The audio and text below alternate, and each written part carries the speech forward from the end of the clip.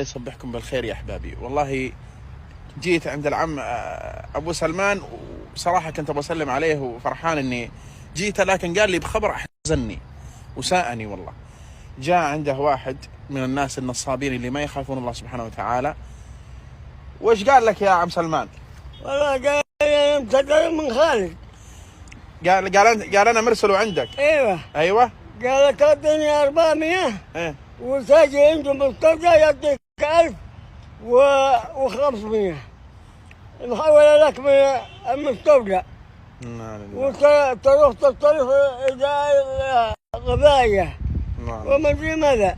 والله صدقوا. هل قال لي خالد؟ قلت اعرفه خالد. الله المستعان، الله المستعان.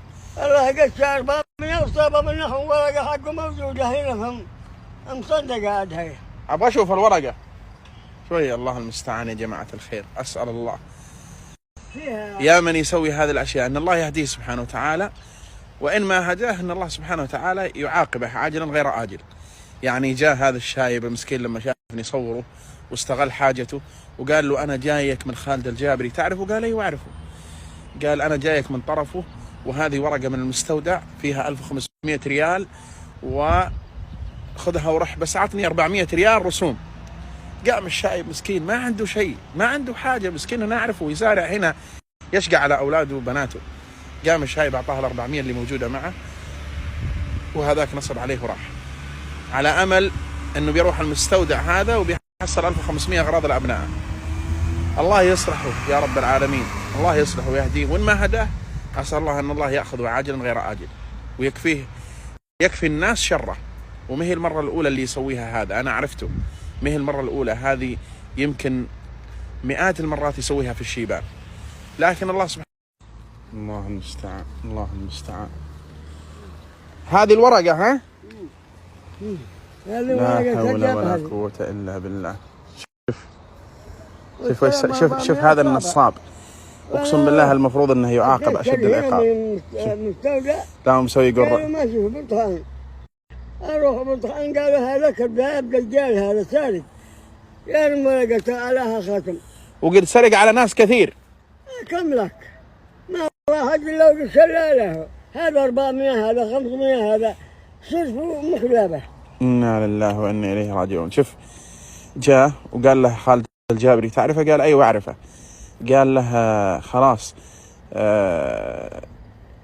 قال له خلاص أعطني 400 وبتحصل في المستودع كم؟ 1500. 1500 ومواد غذائية، مواد غذائية. وأبو سلمان حاجة يعني، شوفوا عمرها الآن حول 80 تقريبا أو 75 ويشتغل. هذا استغلها المسكين وجاء وش سوى؟ أعطاه هذا الرقم وقال له رح يلا المستودع بس أعطني رسوم 1400. الله المستعان. يا أبو سلمان الله سبحانه وتعالى كريم، ربنا كريم، والله بيطلع حقك إن شاء الله. ربنا كريم، لا بد الله يخرجها منه بإذن الله. أنت اللي سويت هذه الحركة، أنت تحسب أنك فايز الآن؟ لا والله ما أنت فايز، أنت والله خسران. يعني تستغل الشايب هذا المسكين الكبير في السن، ومثلها الكثير ومثلها الكثير ما تستفيد منه. يقول وش يسوي بها؟ ماذا يفعل بها؟ طشة. اي والله ماذا يفعل بها صدق. تستغله مسكين ولانه يعرفني، وتجيه تقول تعرف خالد الجابري؟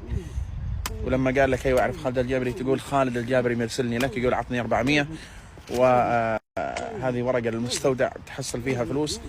مستغل يعني معرفته ومستغل حاجته مسكين. فهو ما حسب على الله. لما قلت له 1500 فرح، وش مقابل 400 ريال وهو بحاجه؟ يا أخي اتق الله في نفسك، اتق الله في نفسك، والله إنك خسران أقسم بالله.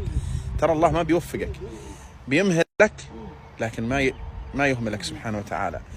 والله سبحانه وتعالى شوف الدعوة اللي دعا عليك الحين الصباح، كيف دعا عليك ذاك اليوم؟ قال لابد إن الله سبحانه وتعالى يقول لابد إن الله سبحانه وتعالى سيخرجها منك، وإن شاء الله إنه يخرجها بإذن الله. الله المستعان. لا إله إلا الله. شايب يشتغل على أبنائه وأهل بيته